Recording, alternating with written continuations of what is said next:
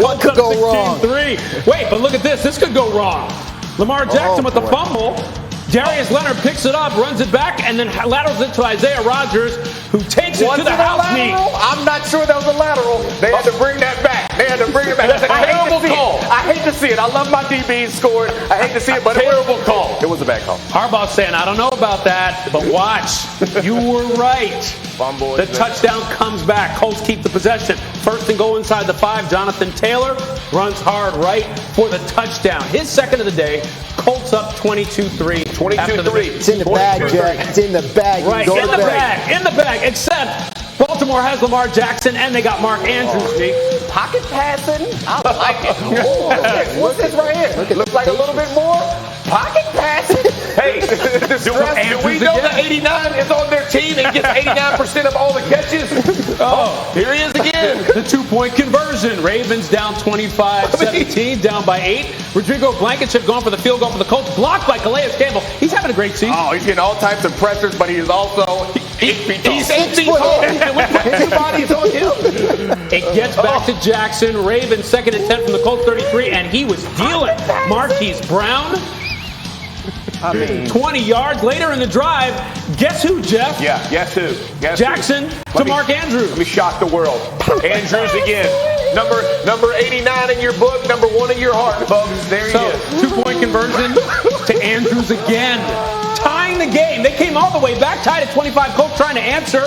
Wentz to Zach Pascal, 15 yards, moving the chains. It's our game, y'all. Here Field goal range. Jeff's team for the win. And what happens? Yoink! Looks like my driver on tee number 1. Snap hook. We're headed to overtime. Jackson saying we got a chance. Ravens start with the ball, 2nd and 4. And Jackson to guess who? What happened, Mark, with Andrews in their pocket? It's like they forgot about it. I mean, it's tough. When you have to account for Jackson's running ability, it puts a lot of strain on the linebackers to then also cover him. But anyway, you got stuff to talk about. That is all she wrote to Marquise Brown for the end, for the score. 31-25. Jackson, 442 yards and 4 touchdowns. And Jeff Saturday is devastated about his Colts. Good calls brought to you by Subway. Let's go over it. Every move Lamar made seemed like a good call, but the one thing he and the Ravens did well was let him work inside the pocket. That's the key, right? Jackson became the 6th quarterback over the last 10 seasons with 425 yards, 4 touchdowns, no interceptions from inside the pockets. And look at the company. Mahomes, Luck, Big Ben, Brady, Peyton, and Jackson in that loop. He's a good player. Yeah, absolutely. He's a good player. Might even be the MVP. Let's get a reaction to Jackson's performance last night. Bring our guys back. Swag, what'd you think? Maturation. That's all I was thinking about last night watching this game. The maturity in Lamar Jackson and his ability to push the ball downfield. I never questioned if Lamar could throw the ball from the pocket. It was all about setting him up to have success in that regard.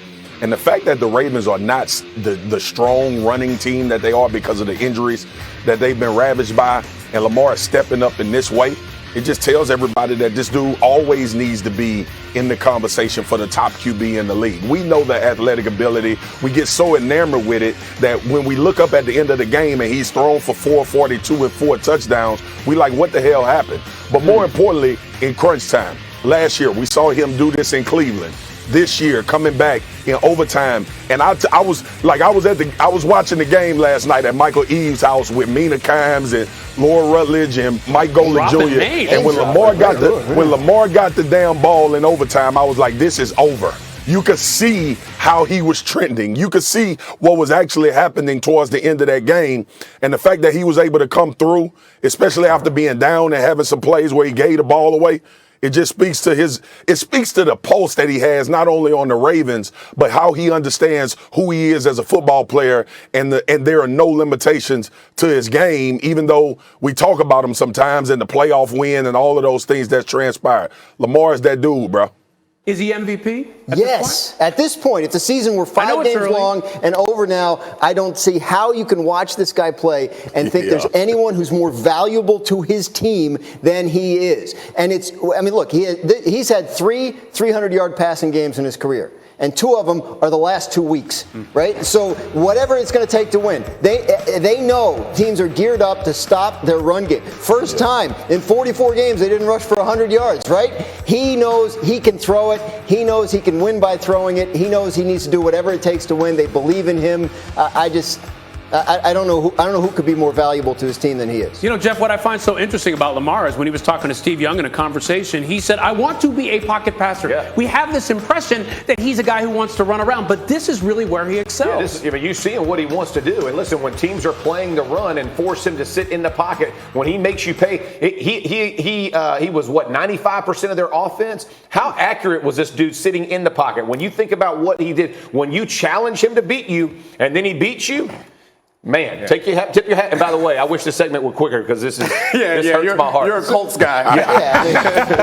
He tore him up. But he's a special player, and I think that final drive was the fourth quarter in the overtime was the realization of what he can be. It's that threat, that running ability. As much as I remember writing a story with Mina Kimes, since we're name dropping. I have famous friends. Name dropping Mina Kimes today. I mean, she's impressive. So we wrote a story about Lamar Jackson coming into the draft, and I was surprised at how comfortable he was in the pocket because I was also you see the highlights, you're like, man, this guy's an explosive runner. Even back at Louisville, he would sit in the pocket, in my view, too long. Yeah. Did you not forget you're the best athlete on the field? So he's always been comfortable with that, and seeing him threaten with the run and then be able to pick a defense apart. This is the reason why this team is not all that talented, but they could go far. Just a couple seconds left. It weighs in on their chances of winning it all and explains why the Dodgers are on the brink of going home.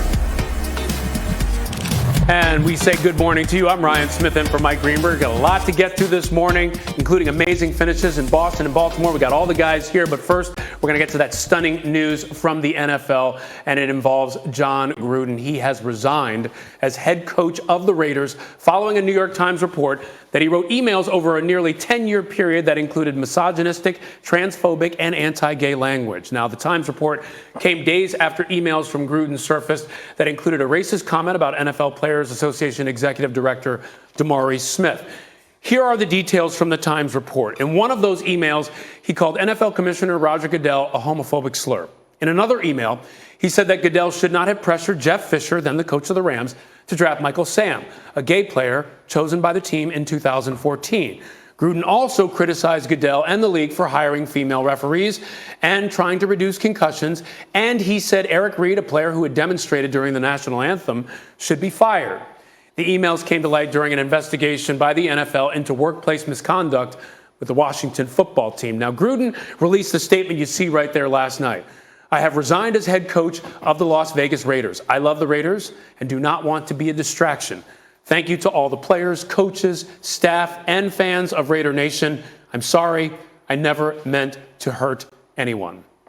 Okay, so let's get into this and bring in Adam Schefter with the very latest. Adam, what do we know about how the Gruden resignation went down?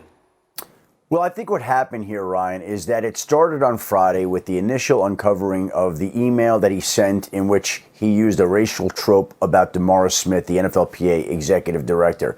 I think the NFL was waiting to see what action the Raiders would take, and there was no action taken over the weekend. And about 5:45 last night, it certainly seemed like the NFL was getting very impatient for the Raiders to take action, waiting to see what Mark Davis would do. And then lo and behold, about 90 minutes later, here comes the New York Times story that details 7 years worth of emails that John Gruden sent to Bruce Allen, the former Washington football team executive, that was uncovered during the investigation of the Washington football team. And obviously in those emails, John Gruden insulted just about everybody that you could think of. And they included a number of racist, sexist, and homophobic slurs. And at that point in time, Mark Davis, the Raiders owner, drove into the team's training facility, went to find John Gruden. The two men met, and then John Gruden announced that he had resigned. Now, it's also worth pointing out here that he had roughly 6 years and $60 million left on his contract. So when we say he resigned, does that mean that he was willing to just walk away from those years and that money that was left on his contract, as anybody who would resign would?